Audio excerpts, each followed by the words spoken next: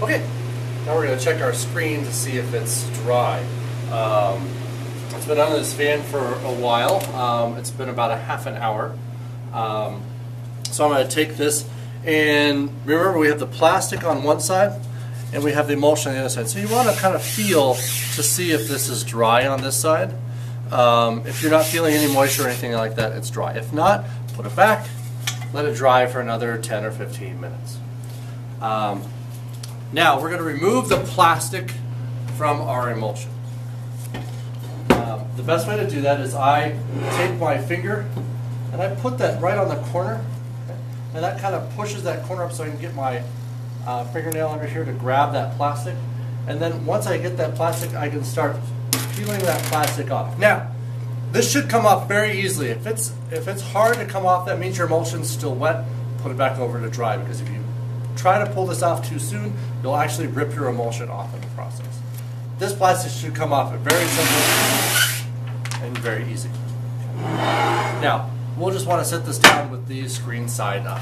Our plastic is just throw in the trash. Now we have our transparency that we made from our file. I'm using something with text in here to help you with realizing which direction this needs to go on there. Remember, you can't use any gradients. It has to be either black or nothing. You can't do any other grays in here. It's just black or white. So now I have to put my transparency on my emulsion. It's going to be facing backwards when I do this, right here on top of my emulsion. I also want to measure this as well, because if I'm doing multiple colors, I want to be consistently putting this in the same place on every single screen. So I'm going to use my T-square here, and I'm going to measure it and say, you know what, I want this to be fairly centered in the screen at 7 inches. So that's 7 inches from here. I'm going to mark that off, or write that down, or remember that, so that I can use that later for the rest of my colors. If I'm doing multiple colors, you want them all to be at 7 inches from the bottom. Okay?